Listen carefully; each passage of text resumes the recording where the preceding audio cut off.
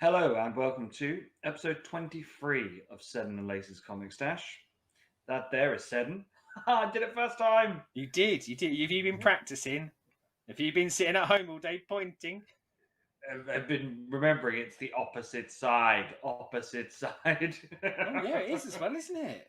Yeah. Why didn't I tweak that before? We've got this. We can bring this to the Friday show and impress everyone that we can point now. So this week we are going way, way back. It's like we found kind of a time machine, and we're going to jump into that time machine to.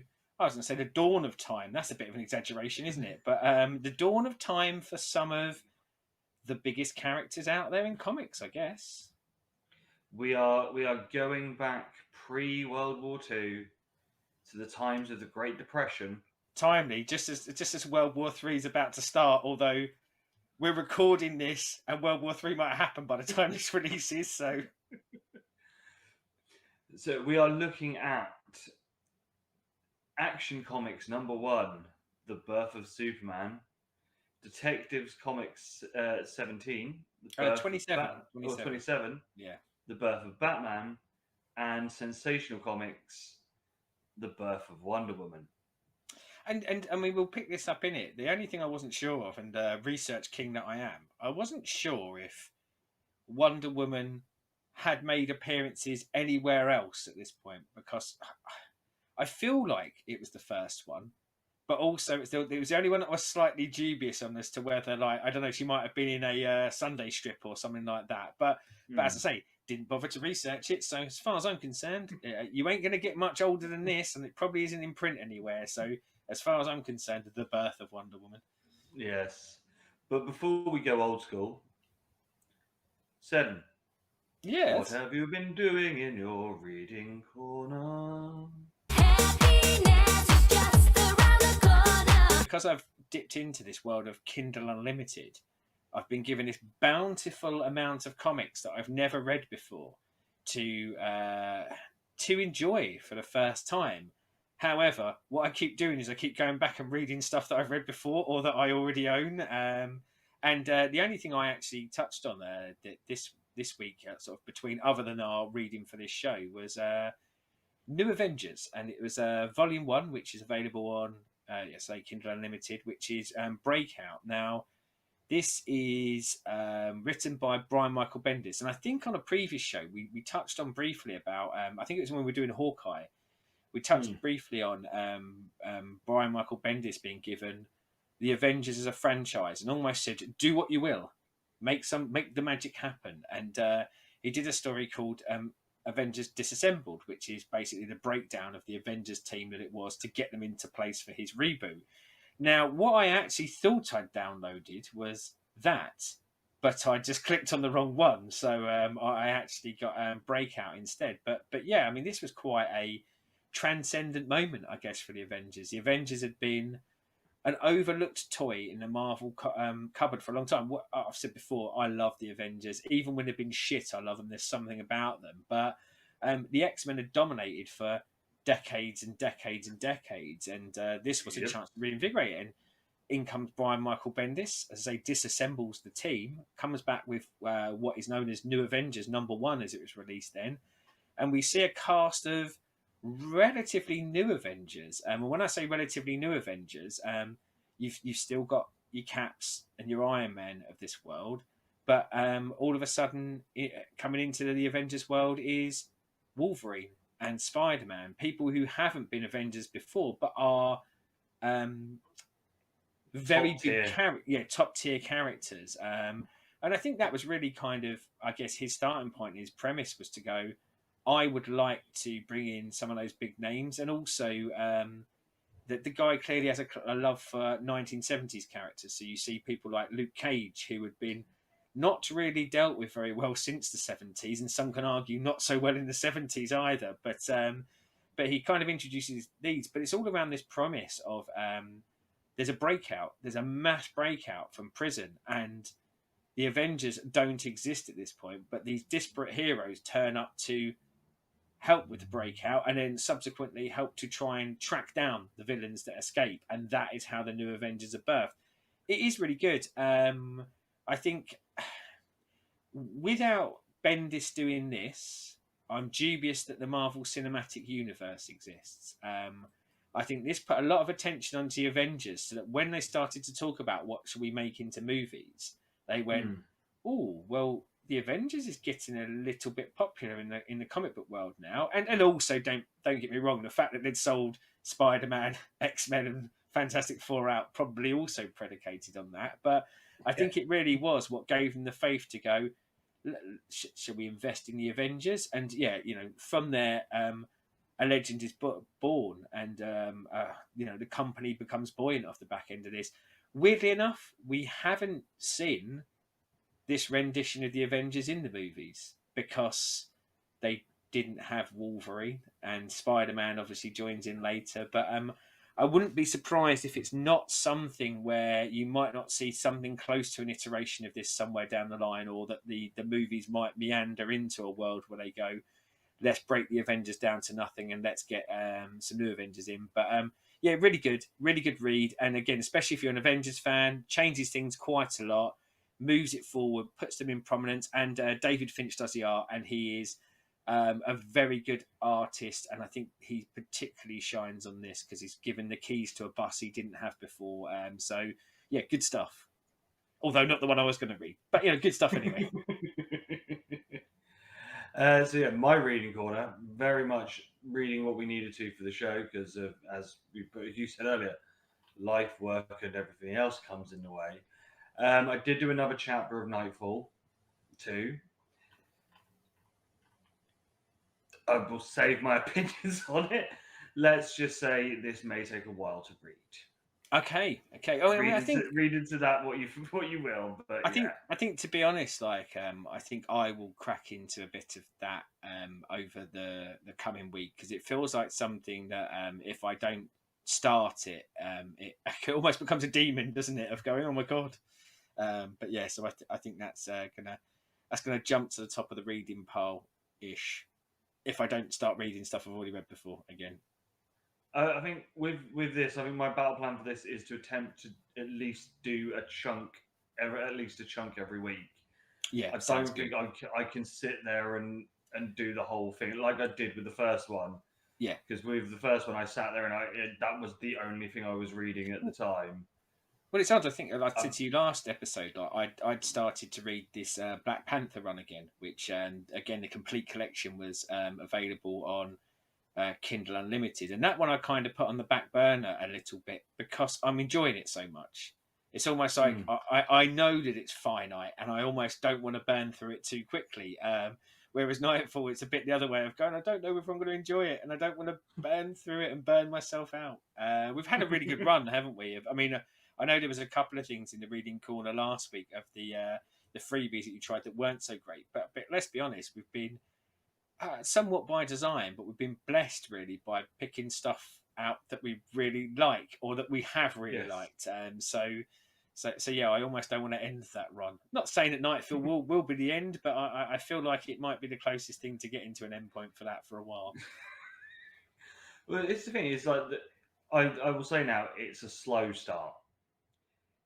Hopefully it will pick up, and then I will get to a point where I'm just smashing through it because I'm enjoying it. Well, it's odd, isn't it? Because when we left the story, it was actually quite speedy at that point, wasn't it? We had what I think when we discussed it, what we felt was probably the point where maybe you end the story, but they stuff the next 3 or 4 issues, 5 maybe, in at the end, and that's belting along at a bit of a pace. So yeah, to then come back and kind of go, it slows down. It'll be fine. It'll be great. We'll do it. It'd be great. It's a behemoth. It can't. Yeah. We'll get there by hook or by crook. We'll get there. So into the topic of Chris. Ooh. Before we get into that, there seems to be something happening, mate. There seems to be some sort of timey-wimey thing happening. I think I'm losing you.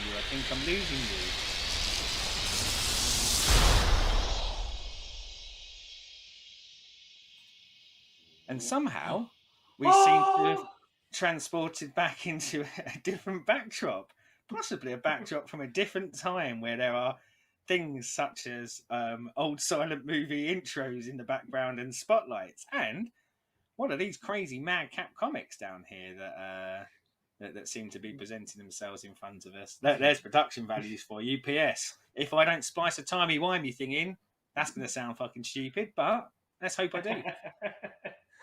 Yes, we are back in the oldie days. And by the way, I've switched sides as well, so fuck you in learning which way to point. Damn it! Oh, I swore. My apologies. So yes, we are going old school, and we should start with the first, with Superman #1. And I think I know we said it earlier, but I think it's worth repeating that all of these are currently available for free reads, aren't they, on Prime Reading? Yes. Let's say one of the reasons why we're reading them, because they were free, but also it felt like a reasonable experiment, because we said in previous episodes, as much as I've read comics for years, I've actually never gone back and read these. You know, I've heard of them, I've seen panels from them, but I never have gone back. So this was a really interesting experiment from that side as to what the hell were comics back like there and like back then, and can we almost see why these characters from these earliest of appearances, why they become the juggernauts in comic books and multimedia that they actually do. And yes, our first one, as we say, was Spider-Man, but a Spider-Man Superman, because I think it's honest to say, like, and we've covered this before, not a character that generally vibes with either of us that much. And maybe a 1930s version of him might vibe with us a little bit better. So, not going to run through the story as such. Give a brief sort of overview of it. Starts with the Krypton planet blowing up. Yes. The rocket coming down, and Clark, Superman, being picked up by the Kents. An elderly couple, as they're called, rather than the Kents. Just a random elderly couple find them. Yeah. Gets binned off to an orphanage. He's too strong, causes an issue, comes out because they miss him. So it's strange. That's kind of like some of the things that really stood out for us, and I think it's going to stand out through all of these. And if you see me looking down, it's because I've got it here to remind me of bits and bobs, because ostensibly, like, kind of that origin hasn't dramatically changed over the years. In theory, you know, a rocket coming from a dying planet, found by a couple. But you do get interesting wrinkles. Things such as, and you mentioned orphanage, orphan asylum, as they call it here. And you get to see a tiny baby Superman lifting up like a chest of drawers. And then the people who work there are a bit like, oh, fucking hell, we don't want this kid. And then the Kents, or the elderly couple as they're known in this, turn up and kind of go, oh, we regret putting him in here. Can we have him back? And the guy behind the counter literally is kind of, yeah, of course you can. Lads, get him. Get rid of that weird kid. But yeah, so some real kind of weird, odd discrepancies there. Where, and again, this is all page 1, isn't it? Yeah. You know, like, you look at how comics origins are done now. This is like 5 issues to do this story, and I mean, it's Segan and Schuster who do it, and they do all of that on page 1. And like, kind of the panel that page 1 ends with, like them just kind of going, "Oh, you're a good kid, aren't you?" And I think that's that bit that's supposed to tell us they instilled morals into him, but it's done in a very quick fashion of going, "Oh yeah, you're right." And then he then goes to get a job as a reporter. We get the old school, because he's not flying. I think that's something that's worth pointing out. That was something I was going to bring up in a bit, was that he doesn't fly in this. Yeah, well, they give you a nice little rundown of his powers, don't they? They kind of have a page where they go, he can leap this, he can run as fast as a train, he can lift a car and all this sort of thing. And then, sorry, I know I shouldn't laugh at this bit, but they're doing this page where they run down his powers, and then there's just a panel that says, and his parents died, and you just see him at a great, and then they just move on, like no kind of like pomp and circumstance about it. It's like, and his parents are dead. Like, done. Amazing. Off we go. Yeah. So yeah, goes and gets the job. I don't think it's not called the Daily Planet at that point, no, is it? Is the paper? No, it's the it's the Daily Star, and for the UK watchers, they'll be quite surprised at the fact that Superman used to work at the boob fest that was Daily Star, known for its great headline work. Lois and Clark wouldn't have been such fine journalists if they really worked for the Daily Star in this country. He gets told that there's no job, so he overhears. He does. He gets a bit creepy, doesn't he? A riot, or there's something going on at prison, so he goes there, fights them, so he can get the story. Well, and the job. I actually stopped at this point to turn to Andrea and say, "Oh wow! Like the first thing Superman does as a superhero is he stops a lynching." Because there is a panel there where they're actually throwing a noose over a tree to lynch a prisoner, aren't they? It's quite dramatically different times. I'm going to call a lynching. Yep, dramatically different times where, like, your peril is someone might get lynched. Thankfully, they were lynching a white man. Yes, and again, I'm with you on that because when I saw the word lynching, I'm just thinking, oh God, is this going to be so problematic we can't cover it in the episode? Yeah. He sorts all that out. We find out that there is a woman that's also on trial for this murder. Yeah, she's going to face the rather than being lynched, she's facing the electric chair that night, isn't it? So clearly, in this world, if you're a man, prison. If you're a woman, electric chair. He finds out that the person that was murdered was actually murdered by some singer. Yes. Who a little bit of violence towards a woman there. Oh yeah. Like Superman is not shying away. I mean, she pulls after trying very ineptly to seduce him by pretty much going, "Do you fancy some of this?" And Superman going, "No." She pulls out a gun. He crushes it and then grabs her by the arm and says, "I'll do the same to your arm as I did to that gun." Yeah. This is not the Superman I'm used to. And then just hog ties her to the tree of the governor's house. Yeah. Breaks in the door to get in. Then the governor's guard tries to stop him, so he scraps with him. Was he the guard? Was he the butler? Or was this really progressive? This is the governor's fella who lives in the house. I think it was the hired help or a guard of some description. Yeah. And then he gives him the big, "Oh, you won't get into this door. It's steel." And again, amazing. Like, who has a steel door? And I know, like, obviously the idea was to show that he's strong, but unless you've got a panic room in your house, which I'm pretty sure they probably weren't having many of in the 30s, no one has a steel door in their bedroom, do they? No. So smashes through the door, manages with minutes to spare to convince the governor to pardon the electric chair lady. Yeah. And tells him that the real culprit is tied in the garden. Yes, yeah, he does, doesn't he? He literally kind of goes, "Yeah, I've left the real one in the garden. You sort that out. I'm off." Yeah. Then he goes out with Lois. Yes, he does.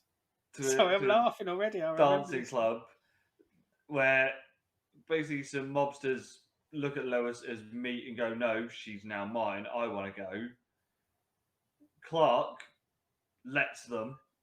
Because he is, for those who know Clark later on, he is trying to portray the Clark persona as meek, mild-mannered, weak, and not looking for a confrontation whatsoever. And I found Lois to be quite harsh here. Now, admittedly, like, he's not defending her honour or stopping these bad lads from doing it. But she pretty much just goes, "You're a wiener, mate. I want naught to do with you. I'm getting a taxi home."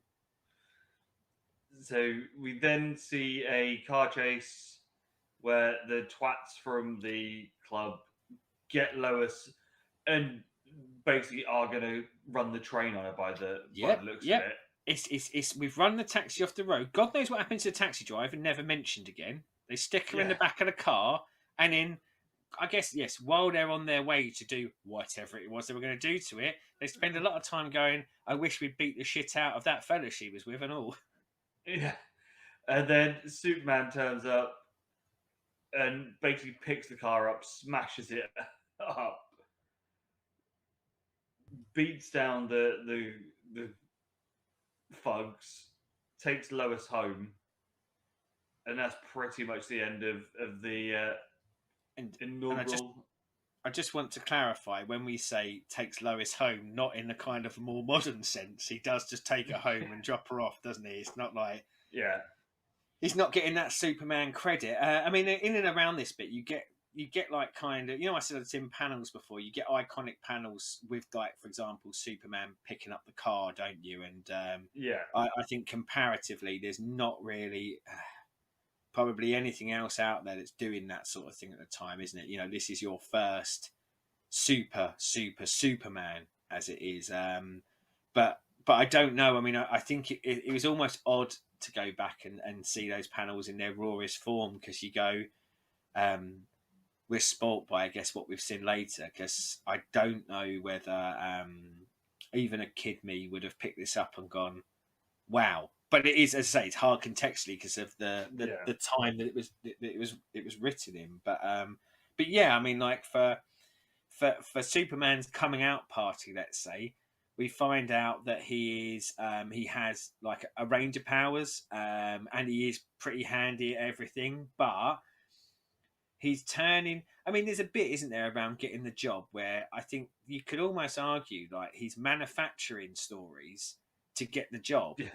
But I guess you can also argue the other side of going, but then he actually wants the job to do good things. But it feels like a bit of a somewhat odd and sinister way to go about it, isn't it? Like it's almost like, Yeah. well, I need cash, so I'll save people just so I can get a story out of it.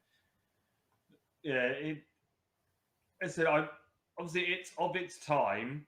The lynching, the Yeah, wife yeah. beater bit that I missed out, and the women have no decision on Oh what's going yeah, to happen. If sorry. I want to have a go on her, I will.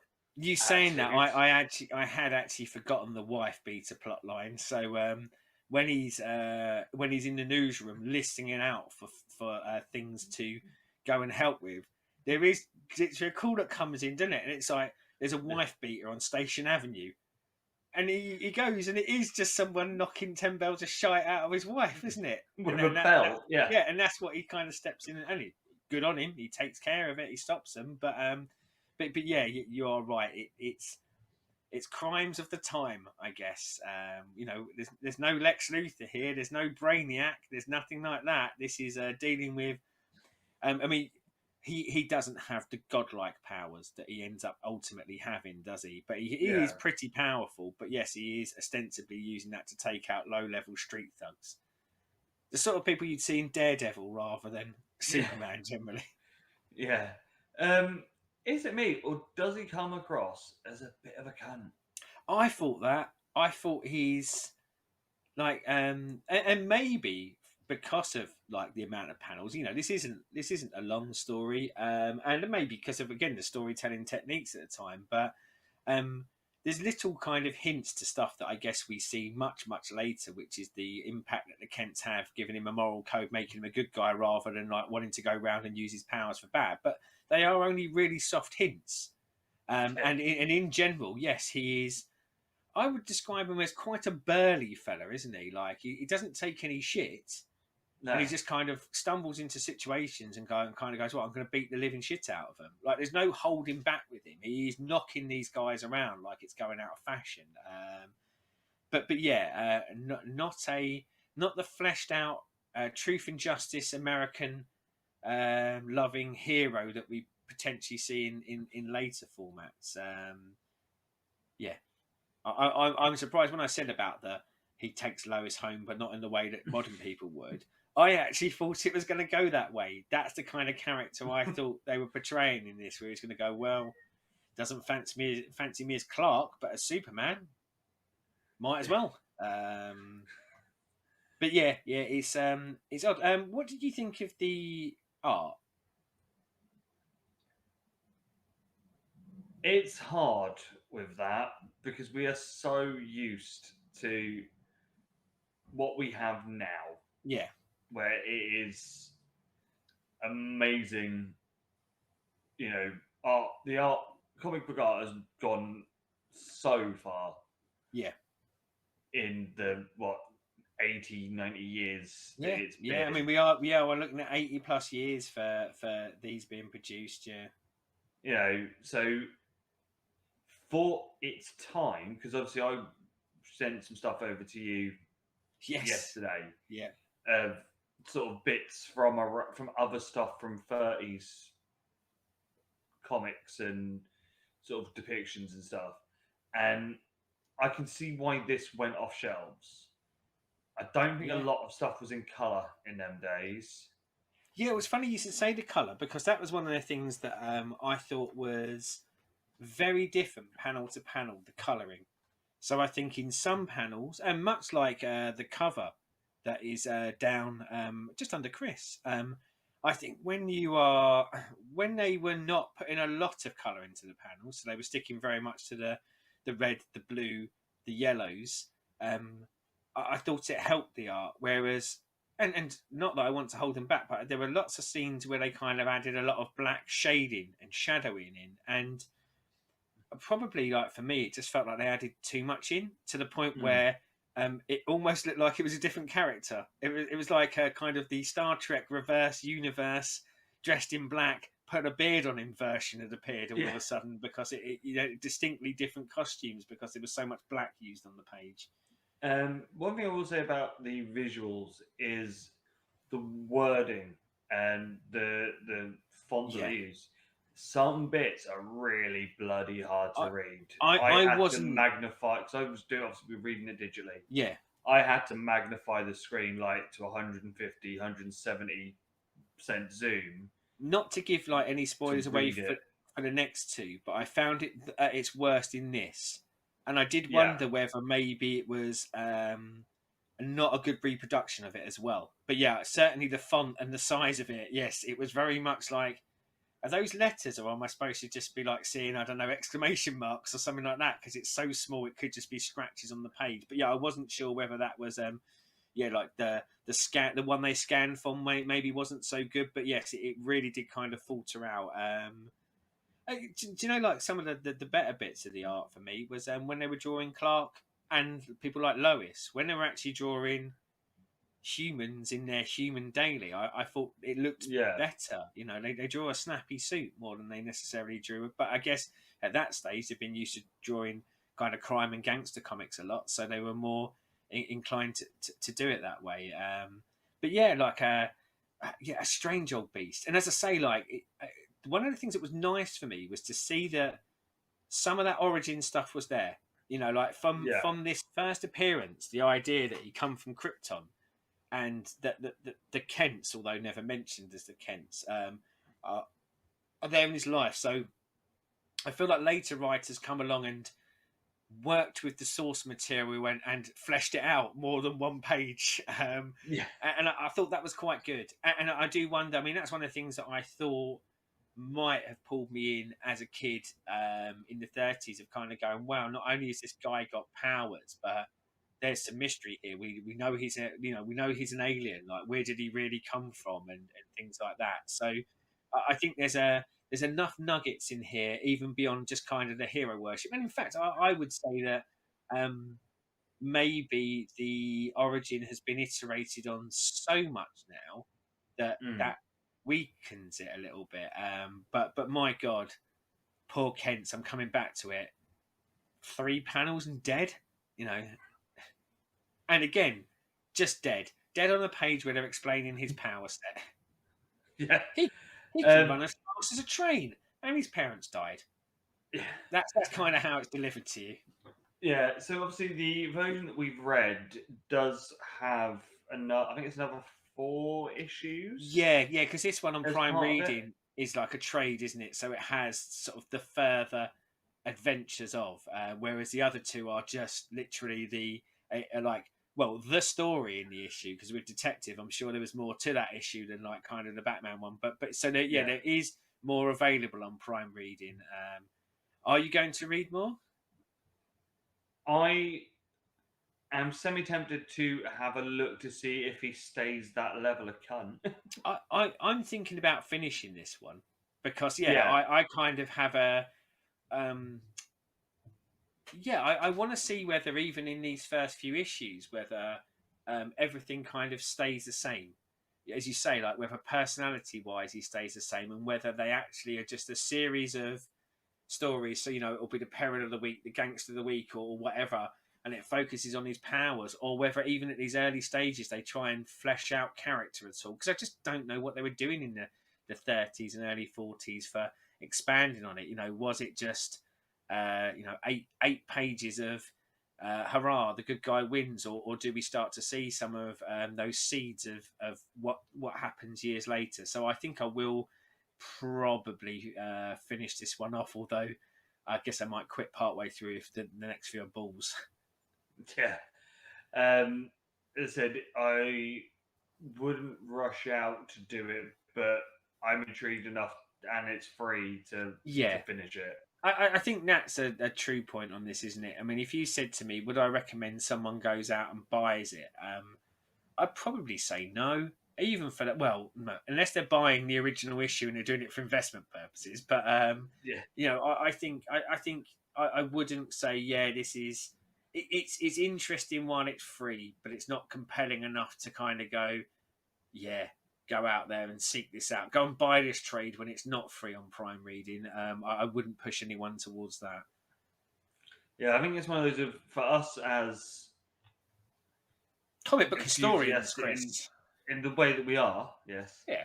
That it's one of those we have to do this. They were there, they were able to be read, so we have to read them just because it is the true origins of these. And the thing is, I will say it with all three of these is, would I go out of my way and sort of go to everyone, you have to read them? No. But if you are a fan of the genre and want to see where it began, then get on these because these are free. Yeah. And I mean, they were there, but I mean, let's be honest. I mean, DC call this their trinity of characters. Superman, Batman, Wonder Woman. They are their big three. But also, I guess the interesting side of it is looking at how what we now term as superhero characters, and I guess we might get into that a little bit more. Well, maybe when we get to Batman, even is what people were doing with superheroes back then. And it is dramatically different, and a lot more violence towards women. So next we will go into Sensation Comics. Yes. And our Wonder Woman debut. So with this one, we see Wonder Woman in the invisible jet. Yeah. Do you know what? If you'd have asked me, I would have assumed that the invisible jet was something that was introduced to the story later. Yeah, that felt like something that was like probably in 50s, 60s, or even 70s. I was really surprised to see the invisible jet in page this. One. Yeah. Obviously, the first page there is just this massive sort of blurb of who she is, how she's there, and what's going on. They certainly deal. When I said like whether there'd been any sort of Sunday strips of her or anything like that, because that was one of the things that jumped out of me is they treat the origin very differently. And I'm not saying that Superman went into great depth, but at least it had 6 panels talking about it, whereas Wonder Woman just has a blurb top right in the middle of the screen, doesn't it, which says here's who she is, here's the people around her, this is where she's from. And like this guy called Steve Trevor turned up, fighting Nazis, got a concussion, go, and then the story just goes from there, doesn't it? Yeah. So they are taking him to New York or Washington to hospital. Yep. You see in an invisible jet, just to clarify, as long as we didn't hammer that home enough. She parks it in a barn. Love that bit. She went, like, so no one can find this. I'll put it in a barn. It's an invisible jet. No one will find it. It's invisible. That's the point. this takes her to hospital, and then you see her wandering around Washington, I would imagine, a city.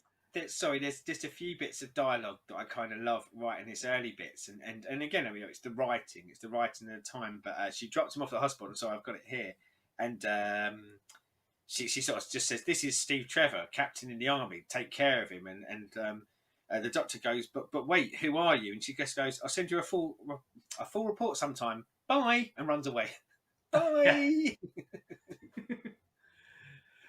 So polite, then, bless her. Yeah, and then you get when she's walking in the town, and you just get like all the weird comments from the normal people. So when I said I stopped reading Superman when the lynching started to say to Andrea, this is the part where I stopped reading sensation comics to turn to Andrea, and you know, Wonder Woman is dressed very much like how, for those who have seen the Linda Carter one, which we talked about on the TV adaptations, and probably to a large degree, a similar costume to what she retains for years. In fact, you can see a bit of it down there.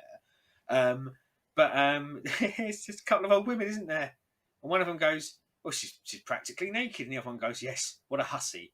And I just loved it. I was just absolutely creasing. But then there's a fella next to me who kind of he's going, "Oh, hello, hello, hello, she looks nice." I've seen some knee. Yeah. Be still, my giddy heart. And in context, I mean, like, and sometimes I thought these look like shorts, but it's a skirt. She's wearing a skirt. She's not even in her knickknacks. So, but yes, women of the day not pleased with Wonder Woman. Scandalous Wonder Woman. Scantily clad. Then there's a bit where someone starts shooting at them. Oh, it's a robbery going on, isn't there? Yeah. She just happens to be walking past a clothes shop, and then just down the road there's a armed robbery going on. Convenient. And then she uses the magic bracelets to pa-ching-ching all the bullets. Whilst thinking to herself, it's fun to be playing bullets and bracelets again. Yes, that's what it says. Yeah, bullets and bracelets. Then we get the shyster that chases her down as she runs off after stopping the bad guys. And you know how we said this, the page in Superman which establishes the powers. It says he can do this, he can do that. This was kind of a whole page dedicated to how fast she can run, because the guys in the car going, "Well, I'm doing 25. Well, I'm doing 30. Well, I'm doing 40." And 60, eventually, 80 miles an hour. Yeah, I must give it all the gas. Yes, yeah. Go on, all the horses. Then he sort of goes, "Well, you can either be in the racetrack running, or you can be on the stage as a pantomime." We talk about like the sensibilities of what we know to be heroes, and like when he proposes this, and he's a shady fella, isn't he? He's like, "We can make money out of you," and she does kind of go, "Oh, well, I do need money, so yeah, let's go for it." So she's not tricked into this. She willingly goes, "No, I need some cash money. Yeah, I'll perform for money." Yeah. So she starts doing the stage show with her bullets and bracelets. Yeah. Soon to be on the West End, no doubt. Then he tries to know a runner with the money, because she was like, "No, that's it. I've had enough. I'm going now." So he tries to run off with all the money. She then stops him, but only takes her cut of the money. She's a hero. Not all of it, because she's a good girl like that. She'll sell herself out to any shyster, but she's not taking that shyster's money. Then goes to the hospital, where there's a nurse that's crying. This was amazingly interesting to me, this page. Especially interesting. You know, when we said about what nuggets do we take away from this, this one really did. Because, again, this is something I didn't know. And I'm sure has been retro done over years later. But, yeah, a really kind of quality page of Wonder Woman backstory. Where she basically buys the nurse's name and identity, because she's Diana Prince. Yeah. So she takes the name Diana Prince and is now a nurse. And the other And it's a name that's, as I say, I mean, I'm sure the origin's probably been tweaked along the way, but a name that perpetuates to this day. She is, Yeah. her civilian identity is Diana Prince. And then Bought off a desperate lady who, her peril is that her fella had moved to South America and couldn't afford to bring her get over. her over there. Yeah, so Wonder Woman slips her some cash so that she can pretend to be a nurse to be able to get closer to Steve Trevor. Sounds a little bit stalkery, doesn't it? It does. And in that amazing way of, if you just tie your hair up, you're a completely different person. And put glasses on as well, because that's one thing yeah. that happens, doesn't it? While she's crying, Wonder Woman takes her glass off and kind of goes, "We look really similar without glasses." Yeah. So she then goes in and nurses up Steve. Yes. He then gets better, goes off to war. Miraculous recovery, one might say. Pretty much has one conversation with her and he's fine. But and again, I forgot to say this earlier. Fine from what he's suffering with, which is a brain concussion. How they say it, I don't know what other concussions there are. Or it's much worse than that foot concussion I had once. No, it's a brain concussion. So yeah, he's then going off to save the world because there's some Nazis, which I thought this was a bit early for Nazis. I'm trying to think. I think this was published in 1939, so we would have been just at the beginning of of like Poland and stuff. Yeah, they were probably how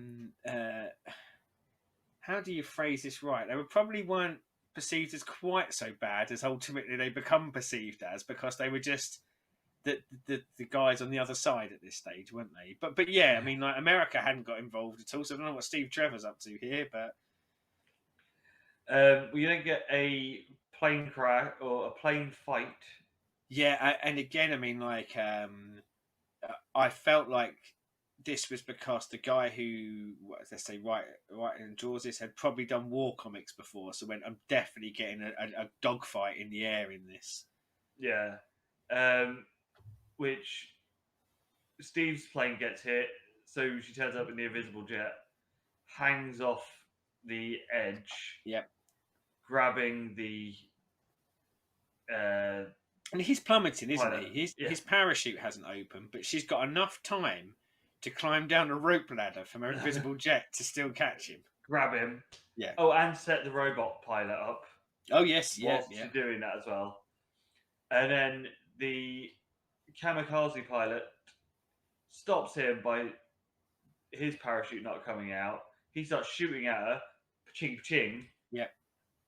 Right hook. Yep. And then carries him in. Amazing scene that, wasn't it? She again climbs back down the rope ladder to give a right hook at the perfect time to knock him out, but doesn't let him fall to his death. Captures him. So, like, I guess a heroic side of her there. Puts him in the plane. Yeah. And then he miraculously dies before he can give up the secret base location. But Diana foresaw all of this and knows exactly where the Nazis are, because Mummy Dear has told her. Yep. No real context, just thrown in there, isn't it?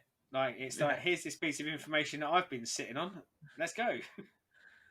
So they then turn up to the Nazi base. There is poison gas. They have gas masks on. It's strange as well, isn't it? Gas. Because I think if someone, like, if you thought about this now, again, go back to, like, if this was Wonder Woman's origin story now, okay, there'd be a lot more to it. But even this kind of sequence, this would have been maybe the course of at least 2/3 of an issue. But no, this is over 2 pages, isn't it? Like, they just kind of get there, biff up some Nazis, put on some gas masks that they just happen to have handy because they know there's poison gas there, and then the poison gas comes out. But yes, told in a very rapid pace that we probably don't see these days. And then the head Nazi flips a switch that then explodes the bunker. I would imagine that's what it's meant to be. She goes and saves Steve again because he's under some debris. And like, I know we said this about Superman and maybe his not so nice side. But this is, I think up until this point, like Wonder Woman's portrayed kind of good. But there is a bit here where, and he's under debris, as you say, and she puts, "Are you hurt, Steve? Why didn't you jump like I did?" Because that's what you need when you're buried under rubble and in pain. Why don't you just jump, you idiot? Just jump. Yeah. But with her, it just seems like an innocence, though. Oh yeah, Doesn't- yeah, yeah. It She does. doesn't. Yeah. Superman comes across as a cunt. Oh yeah, Superman would have With, threatened to break your arm in that first issue, whilst saying, "Why didn't you jump?" Yeah. Whereas this is more of a sort of, "Oh, why didn't you just jump?" Wide-eyed, confused kind of. Yeah. Why didn't you jump? Yeah. There's that, and then she takes him back to the hospital again. Well, there's a horrific panel next because in this debris thing, he suffers a broken leg, and actually, like, it's a gross panel because they draw this leg mangled. This leg is absolutely wonky and mangled, and that's why, yes, he has to take him back to the hospital because yet again, not a brain concussion this time, but yes, he has a absolutely mangled right leg now. So he looks like he'll be fine. Yeah. And at this point, back as nurse is trying to get the love of Steve. Yeah. But Steve portrays his love, or proclaims his love for Wonder Woman. And at that point, she mentions how happy her mum would be that she is on Earth, finding love in America, but also is her own enemy in this love triangle. Yeah. A love triangle themselves. And it is, I mean, like, again, you know, you go to the sensibilities of the time, and I was really intrigued to see what would happen with a female-led story. And there are parts of it where I think, God, like, they were actually trying to write strong, independent female characters to a degree back then. But it is parts like this where I go, oof. You know, it is still clunky, isn't it? Like, you know, her main desire here is the man. It's like I'm doing this to win the love of the man, and you know, at the end, like as I say, the payoff is, oh, will he love me? Oh no, he loves the other side of me. What will one do? So that was a bit of a shame. But I will say, I think during the during the issue, I was actually quite pleased that it wasn't all that. You know, it wasn't all I dropped my handkerchief and all like look at me. And I think, you know, bits like that, and as much as I laughed about it, bits like that panel of the old ladies calling her a hussy, I thought that was actually there to kind of go, you know, the older generation will judge you, but you know, just be you and stuff like that. So yeah, I think it was actually a lot more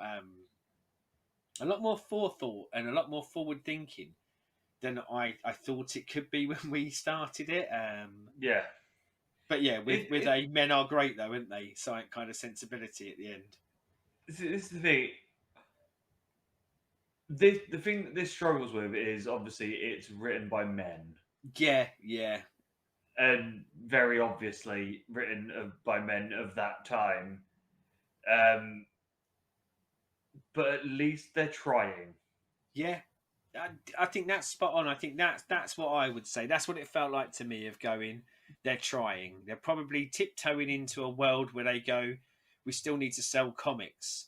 So we can't go all the way, I guess, like push into the female side of the story, which this is. And you know, like, again, like Steve Trevor, I mean, other than the bit where he kind of gets the gas mask out, for most of the issue, despite clearly being the hero in the American nationwide. I mean, there's a newspaper headline about him, isn't there? Yeah. It's front page news that he's recovered. But she does all of the fighting. She does all of the good stuff, doesn't she? She does all the hero stuff. So it's not like, they let her do the heroic stuff. But to a degree, I guess it portrays that he still gets most of the credit because he is a man and men do things. Manly men. And you know, like, no offense to Steve Trevor, but from the comic book page portrayal, not a hunk in my book. You know, like, yes, he's got blonde flowing locks, but the panel where I said his leg gets mangled, it doesn't look that much different than how they draw him for most of the issue anyway. He's kind of weirdly bodied. I think Yeah. more effort was put on the drawing of Wonder Woman than it was Steve Trevor, let's say. Yeah. So the art on this one, I mean, this one looks stunning for what they were doing at that time. Especially the bits with her looking around doing the shopping. Yeah. That whole section, I mean, looked fucking wonderful. The invisible jet looked great. The one bit that I think looked a bit rough was the war bit when they were in the Nazi thing. Yeah. But then that again, looking at other stuff around that time, that's what all war comics Yes. and Yeah. the action stuff looked like. Well, So and it bearing is in mind, fitting most of them them. probably had transitioned from that, hadn't they? Like they'd Yeah. probably been producing them and went, "Oh, we want to do some different stories." But that was kind of the art style that they were used to seeing and aping, I guess. But I'm with you though. I thought the art was really strong, and when I say really strong, again, comparatively strong. Siegel and Schuster for the creation of Superman, legendary status because they created a legendary figure. But I would say from an art perspective alone, I think this is much stronger than the debut of Superman. I think this is. You're right. It is of a time, but it's of the time, and it feels like it's drawn of the time. So the way that Wonder Woman looks, the way that kind of her features are drawn, albeit simplistic, probably, but yeah, it looked good for me. I wasn't balking at too many panels. I think one of the things that was slightly probably too basic, which might pull me out a little bit, is anyone who was evil, stroke going to be evil. They had evil faces, didn't they? Like they had very kind of exaggerated mouths and things like that. I think to give you those visual cues of watch out for this one, is a bad one. But yeah, I was actually pleasantly surprised and very impressed with the art on this.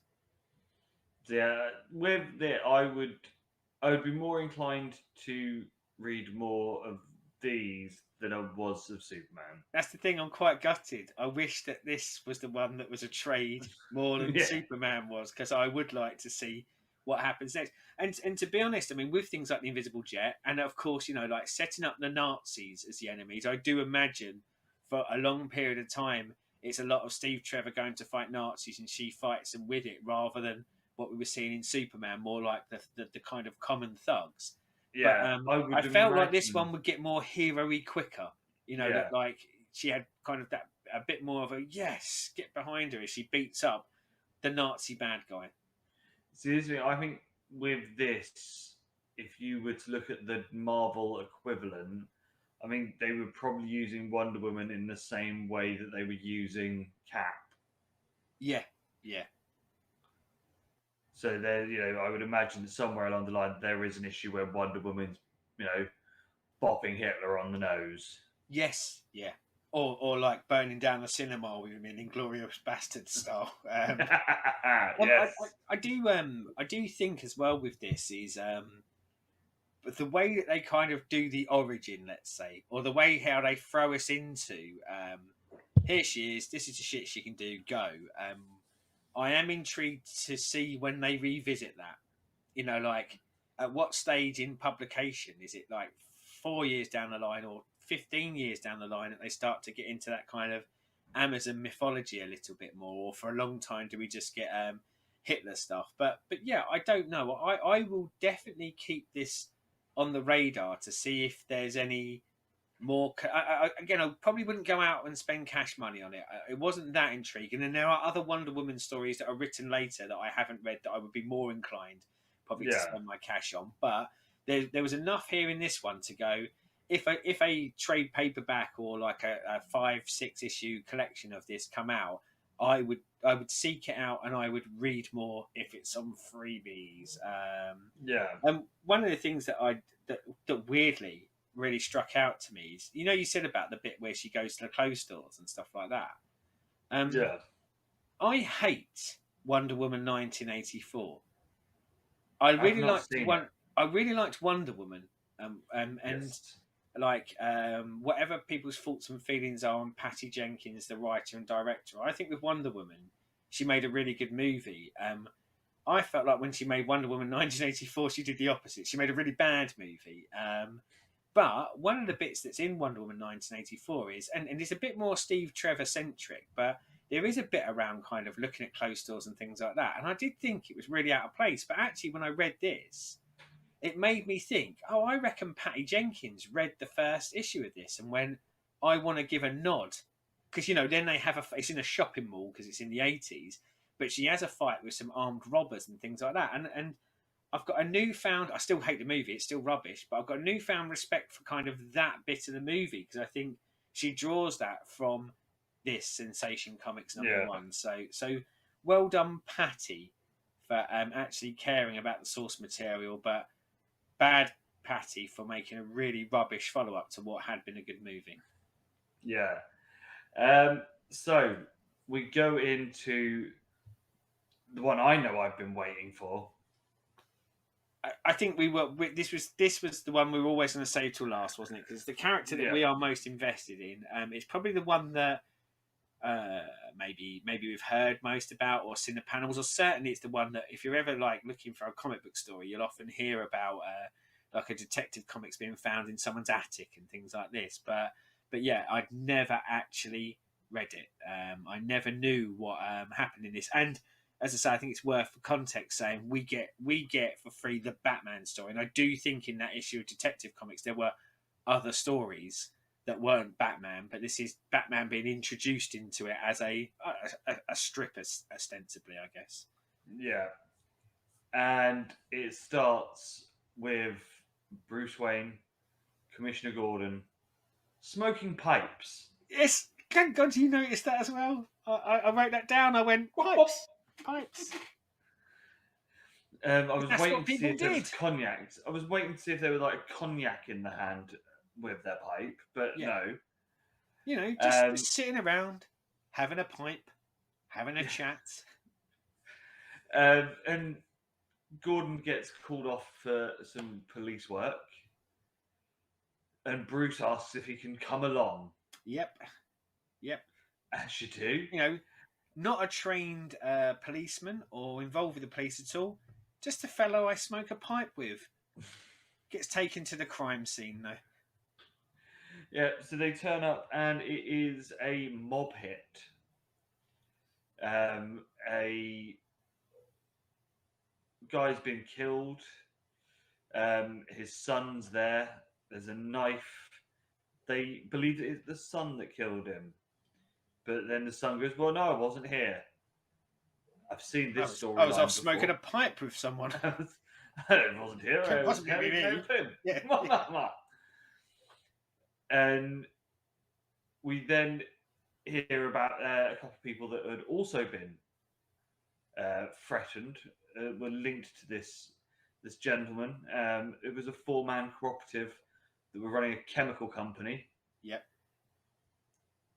And Bruce relieves himself from the crime scene. From crime solving with no reason to, nor smoking a pipe with someone. Yep. And we then see our first image of the Batman.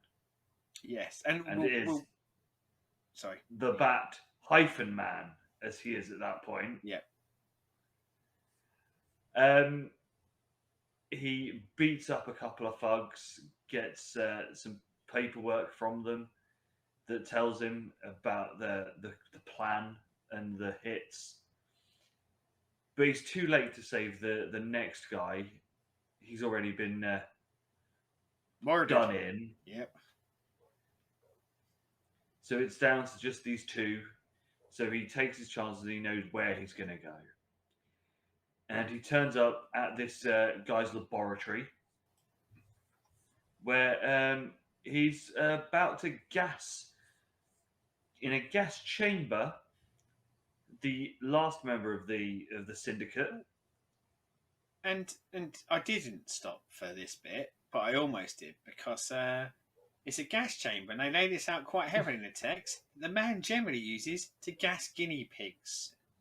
Yep. My missus loves a guinea pig. I didn't have the heart to tell her that someone back in the day used to gas guinea pigs for a laugh. Probably because they do chemical testing on them. But Yeah. yes, it was a big gas chamber for guinea pigs, wasn't it? You know, it was a gas chamber that you could fit a human in. So God knows how many bloody guinea pigs he was ramming into there.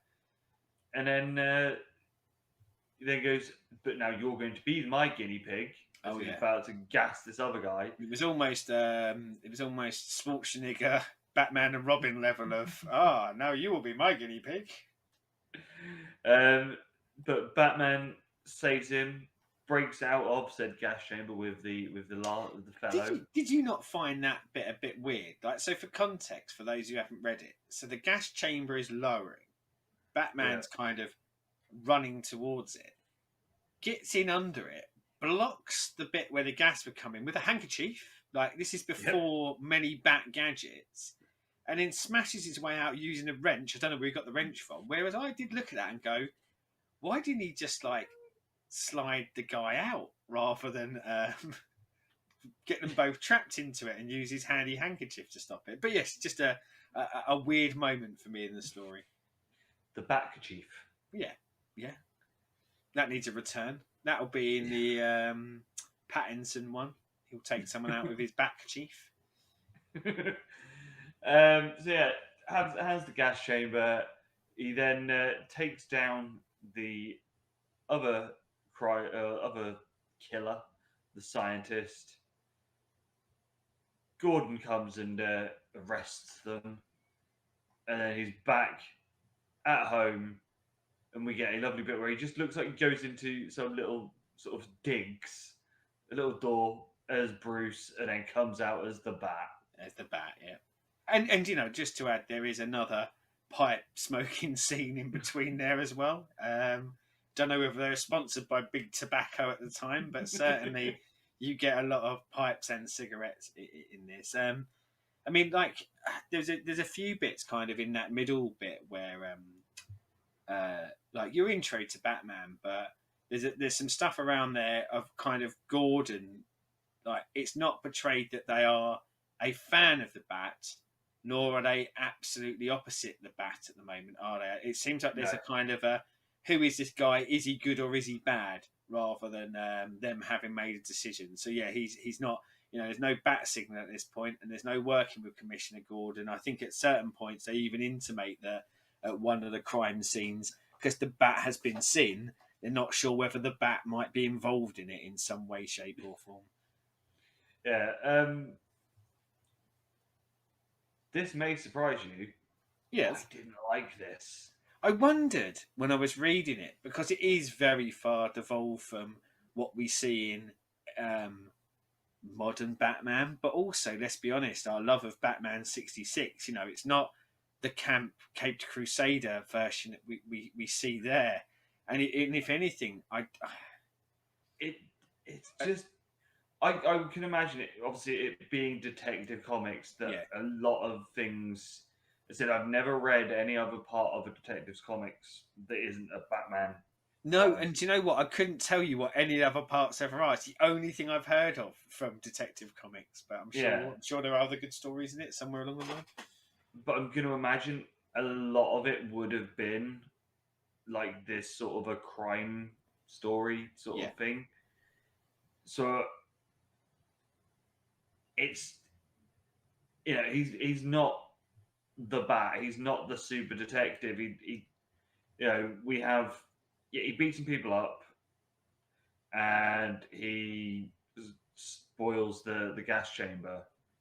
But other than that, there's not superhero-y Batman. No, in there. And this is short as well, isn't there? So I don't think there's even a lot of room for much more than that, is there? I was going to say it's 6 pages. Yeah, 6 or 8, I think, one or two. But yeah, like very, very kind of short story. But yeah, it didn't make me want to read more of this era. Now, I'm actually slightly different to you on that. I think this is the simplest of them, but only by the regards of, I think, the limited panels and pages they had to work with. Yeah. But I mean, when you get dropped into it, it's the Batman, and here I've got it here, the case of the chemical syndicate, and like the only thing you get that even remotely kind of touches on a wider or bigger story for him is there's a smaller blurb than you get in Sensation Comics, which pretty much says, here, there's a mysterious Batman who kind of fights crime and is on the side of good and righteousness. Go. Yeah. But I quite liked, weirdly enough, the thing that would. I was trying to put myself in the head of going, would I come back for more? And do you know what? As much as we know, and even looking at this with a modern eye on it, you can go, they didn't really sort of cover it up too much. But I quite liked that they ended it with that reveal of kind of Bruce going into a room and coming out as Batman. I think that would have made me kind of go, oh yeah, I want to see more of Batman. I want to see more of Bruce. I want to find out more. Also, I do wonder whether my predilection towards smoking also helped me want to read more, because I don't think there's two panels that go by without someone having a ciggy on it. But yeah, your villains are very kind of, well, they are either generic thugs of the time, similar to the ones we see in Superman, I guess, Yeah. or bad business owners. But yeah, there's nothing here that says this is a big story. I feel like reading this is that I would come back and the next issue I would get Batman foiling another caper like this, where he might. The lean towards the detective side, I guess, was him figuring out what was going to happen based off of a really convenient piece of paper that lays out generally the plan. So I'm not sure how much detecting was required to do that, but I think I'd be happy to read more of them. I think I actually would kind of go, oh, do you know what? Yeah, I'd like it to be 12 or 15 pages next time, so we get a bit more. Maybe the crime is a little bit more convoluted and stuff like that. But no, I quite liked it. I think this is the one I liked the most, and I don't think it's because it's Batman. I think that this one actually was the most intriguing for me because it gave very little away. Like, all you know about this is that Bruce Wayne smokes a pipe and hangs around with Commissioner Gordon. All you know about Batman is Batman's got a costume and he's fighting crime.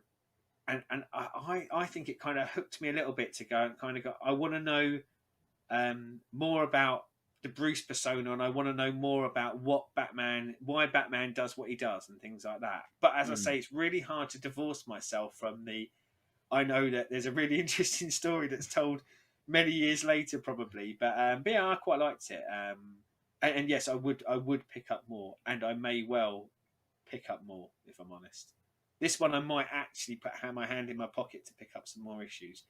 When I say that digitally, I'm not going to go and put my hand in my pocket, remortgage my house, and try and buy the originals of these. But yeah, no, it just didn't get me.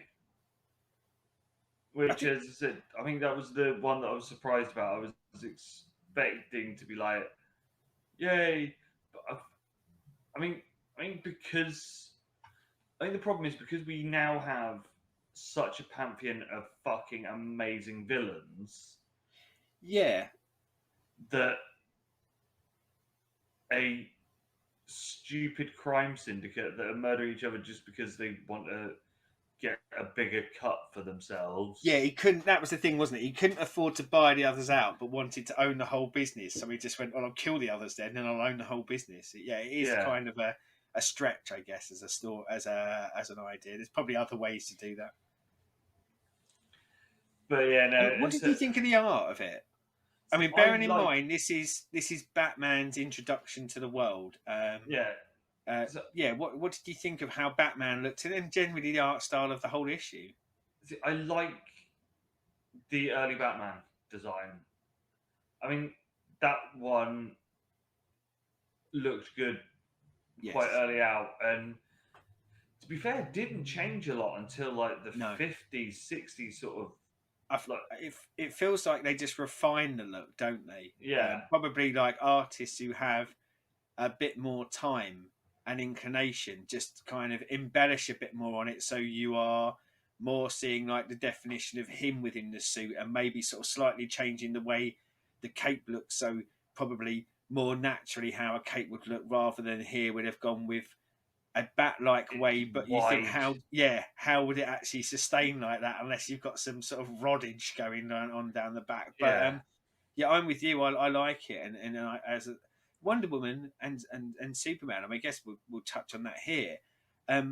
This Superman, like the costume doesn't change tons from then to now. Wonder Woman, same, and Batman for large parts. So there really is something in that, isn't there? Of the credit of the original designs of these characters, that they sustain that look for so long, and those looks become Yeah. iconic. So I think really good from that side of it. But yeah, Batman was probably the strongest. As much as I said I really liked the art on Wonder Woman, this probably had the strongest art for me.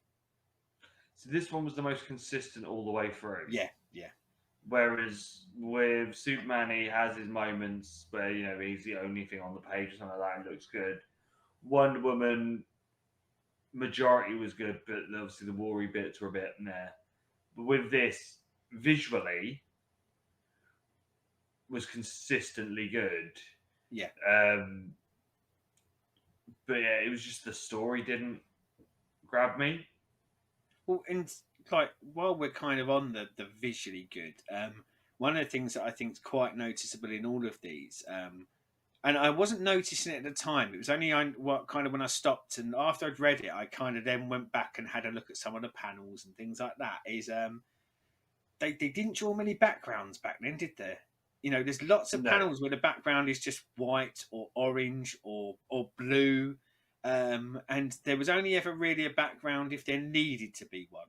So if they were about to crash for a table, you would see that table, the panel before, that sort of thing. But generally, it is the characters are drawn and not much else around it. The thing is that you got to remember, probably the printing techniques Oh in God, those yeah, days would yeah, have made it nigh on impossible to go into too much of a detail. yeah. Not as anyway. I say that not as a criticism, more as an Yeah. observation. Kind of going again, the things that we see today, like you know, I think Look at the stuff we talk about, like Civil War. Yeah. Some of the visuals in that, and then 80 years later, you can do that because you've got the level of printing. And you might now, if someone did a storytelling like this, you would potentially pat them on the back for going, "What a brave move to do minimalist stuff in the background because the stuff in the foreground was so good." I mean, we talked about it a bit when we talked about Hawkeye. But yes, back then it was like, well, we do this shit because we can't afford the ink that it would take to print this stuff. So, so you're going to get the dude standing at the front and like it. That's what you're getting. But yeah, I don't know. I think one of the things that I was quite unfortunately, I think I was always going to somewhat lean on being more interested in Batman. But you sort of said about like the rogues gallery that we get to see in the same way as Wonder Woman grabbed me, because she feels like the most traditional hero-y thing that we see now, but leaning into the Nazis being the villain, which is a great villain to have. yeah, This is the one where I was probably most interested to see how those villains appear at some point. Like I would like to see the early stages, the birth of some of these villains in this universe, because if treated like this, I imagine it is kind of very offhand, villain of the week style. But these villains of the week ultimately becoming the great characters we know now. One thing I meant to say when we were kind of doing a bit of the story synopsis is how unbothered Batman was when the bad guy falls into acid. Pretty much, fuck it. Shouldn't have been a bad guy, should he? Whoopsie. Which was probably, and I know he didn't kill, because we often talk about like that's the big tenet of Batman, he doesn't kill, but I generally expect him to be more bothered about it than he was here. So obviously that's something that like really does change as a character. Or is that the birth of the Joker? Well, I did think, like when people later on do stuff like that, I do wonder. You know, I said about like suddenly giving Patty Jenkins credit for a scene in Wonder Woman 1984. I wonder whether when people like were looking at the Joker and doing stuff with the Joker, whether they not I'm not saying this guy is a Joker, he isn't, but they kind of go, oh, that happened in in Detective Comics 27, so let's lean that into the origins of people and things like that. But and what's it? So the last, you say the last panel's him coming out of it, but then you've got the watch for a new thrilling Batman story next month. I think if it was me, then I'd have wanted to read next month's. I really do think I would have. See, I probably would have at the time, not knowing what we now have. Yeah. But in 2022 eyes, looking back at it, I think it's a struggle. Yeah, and as I say, maybe that intrigue comes for me from knowing what there is to come, and I think there's an interest in kind of going, how long does it take us to get there? Although I'm not planning on reading 80 years worth of published history, I haven't got that much time on my hands nor that money. But so is there let's rank them. Like if we had to go in an order of quality, pleasure, whatever, but how would you kind of rank them as a top 3? I would put Superman at the bottom, then Batman, then Wonder Woman. And do you know what? I'm with you on Superman at the bottom. It's the one that I enjoyed the least, and I think it's the one, even though there's DNA there of what we know to come, but I think he's the one that is most dramatically different as a human being, as a Kryptonian, as a character, than what happens later. And I think it's the one that is most divorced from things that I associate with him. And I'm not saying that there isn't stuff in there, but yes, certainly that's the one I enjoyed the least, except for I think some of my enjoyment for it come from, oh, look how weird this is. This is 1930s stroke 40s stuff, isn't it? With the lynching and things like that. Yeah. I don't know whether I don't know between detective. Do you know what? I think the honest truth is that I think I enjoyed Wonder Woman the most. So that would put Batman in second. But if I was ranking it on my intrigue to go on and read more, Batman would jump ahead of Wonder Woman in that regard. But yeah, man, the world's changed a lot, isn't it? Like, and not only has the world changed, but like how comics are put together are changed. And of course, same that we see with movies and TV and things like that, and probably like it's say novels and prose and things like that. But it's other than the iconic looks, as we say, because we know that these characters look very similar, certainly at least for 50 years, and some still to this day. I'm not entirely sure whether I can equate the success that come from it from these origins, if that makes sense. Like was it just the starvation of anything else, or they just stood out because of their visual look? But I didn't feel like in any three of them why they become a holy trinity of comic book characters. There wasn't enough there for me, probably in any of them, for me to go, yeah, I can see why these are still popular 80 years later.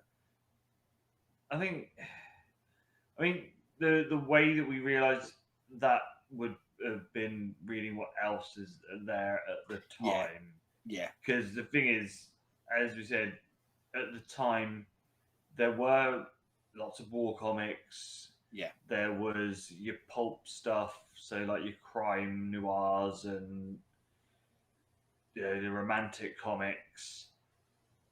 It was some of the monstery stuff as well. Yeah. At that sort of time. So these would have stood out against all of that. Yeah, and looking at the covers, they would have stood out, wouldn't they? We look and Superman, obviously, with the costume, you've got the blue, the yellow, the red stands out. Wonder Woman, red, yellow, blue stands out. Batman, or for Detective, obviously the darker character, but you look at the cover of it, it's yellow, red, like he's the stark contrast to everything else that's going on. So yeah, I'm with you on that. I think they'd stand out on a shelf, and probably, as you say, stand out in comparison to what other stuff is out there. But interestingly enough, again, maybe why I liked Sensation and Detective a little bit more is Detective leans into the crime stuff.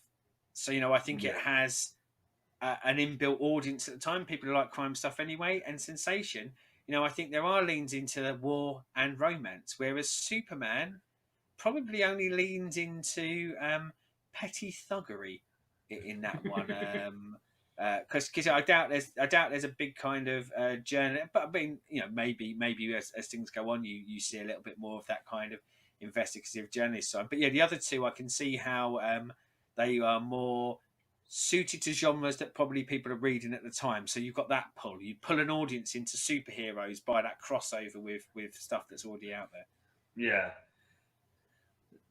We will have to attempt to do this, but with Marvel at some point, if we can find a way of getting some early Marvel stuff. I have, and again, it's on Kindle Unlimited at the moment, so it does have that, but for free. Although Kindle Unlimited isn't free, but I think you can get 2 months for free. They have Marvel Masterworks of Spider-Man, which has Amazing Fantasy, and I think the first 10 issues of Amazing Spider-Man. I think Fantastic. No, actually, I looked for Fantastic Four. I think they've got Thor, so I think they've got Thor's first kind of modern comics appearance in Journey into Mystery on there as well. And I've got a feeling they've got one other character kind of on there at the moment. But no, I'm with you. I'm quite interested because obviously those happen later, don't they? Or storytelling. We can look at the Marvel app thing and see if they do a freebie trial. Yeah, because I think they definitely have them on there. Storytelling and art, I in my head has come on a long way by the time Marvel get into the game, but I don't think so far. I think we are still going to be looking at very simple stories, but I'd be very interested to see because a lot of them will be, and not all of them, but a lot of them will be Kirby and Lee, and to do that as like a comparative point to say where did they start off from, and maybe where that grabbed the imagination. So yes, we will hunt out a way for us to get our grubby little mitts. And I think, I don't know about you, and it might depend on what there is, but I'd kind of like to lean into Fantastic Four, which was the start of Marvel, maybe Spidey, and I don't know, like X-Men's a bit later, but maybe if we can get our hands on a Thor or maybe an Iron Man, that might be quite interesting, and see whether we can do something along the lines of this. Yes. But next week, when we've been in a time machine, when we get in a time machine and get back to modern day, when we get back to modern day, we will have another episode. I'm planning on picking up some sort of sports almanac from the future if we go past modern day. So when you next see us, we might be very affluent because we've made our money from gambling. But when the fun stop, I believe the advert says. Yes. But if I've got an almanac, the fun ain't never stopping. We get us on that, and then we don't have to work. Oh, brilliant, wouldn't it? You think how many comics could we read a day? We'd be pumping out a show a day at that rate, I imagine. Be all over it. Yeah. But as I said, I don't know what we're doing next week because we haven't decided yet. But we'll wing it. Follow us on the Twitter, which I'll put something up now to say what our Twitter is. But because I think we'll start to, if we don't cover it on the show, we'll start to tease stuff about what might be coming up on upcoming shows, and hopefully get a bit of feedback from you guys like we did for the top 5, so that we can integrate that into the show. So yes, if you get to the Sunday that this releases, whatever Sunday that is, we will put out what our next show will be around that time. So drop us any comments you want on there, and of course drop us comments on this video. And if you found a time machine and went back to the 1930s as well, please tell us what you thought of these issues, and please tell us if you were smart enough to bring some of them back to the future to sell, but we weren't. Just thought we'd get them on electronic devices. I just Yes, scanned one and yeah, thought we that would was do. going to be the way forward. Because we were so fucking tight. We even wanted a free. We read it on the newsstands back then. We didn't even want to put our hands in our pockets back then. No, the 10 cents. Yeah. That's got to be like one of the best 10 cents ever spent, really, isn't it? Yeah. If you've still got one of them bad boys. And I think all of them were. I can see it here that like Superman and Detective were, and I think Sensation was as well. But yeah, if someone invent a time machine, go back and do that. Buy a load of copies of them. We will live on an island made off of our time machine money. So until next week, as always, like, subscribe, ring the bell, do all the YouTubey stuff. Follow the channel. Fridays, the main event, the Super Show, the Renaissance Men, all sorts of wonders, films, games, you name it, we cover it. TV, news, entertainment news, everything. A plethora. We also have Sed doing his TEW staves. I'm a wrestler. I'm Paul Heyman, baby. Being the new Paul Heyman. Stu and Baby Stu doing Big Egg, Little Egg gaming sessions. And depending on where they are, they're either still playing Horizon Forbidden West or Stu's got fecked off of it already and is back on Fortnite. And also, should be by now, if the release dates were correct, and he's finally realised when Picard is coming out, Jimmy will have his Star Trek show up. Which, again, if the release dates are right, it's something that I can't wait. He's one of the boys on the channel, and I'm sure he'll be nervy doing his first one. But I've got a secret kind of hankering. I've watched a bit of Star Trek in my time, but not tons of it. But the boy loves it, and who doesn't like listening to someone talk about something they love? So yes, if Picard really has released and Jimmy's done the podcast, then yeah, give his Star Trek. I don't think he's thought of a name of it yet either, but give his Star Trek vids a watch. Exactly. And until next time, bye!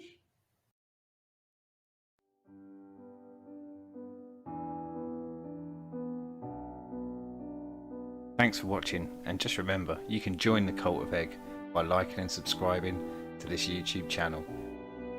We release regular content where we talk about all things geek, all things pop culture, and all things that we're interested in. You can also come along and join the discussion on Facebook groups and Renaissance Cast. And you can join us on our Twitch channel where Stu regularly streams games. And if you'd like to support us, then please follow the link for the Patreon. Thanks very much.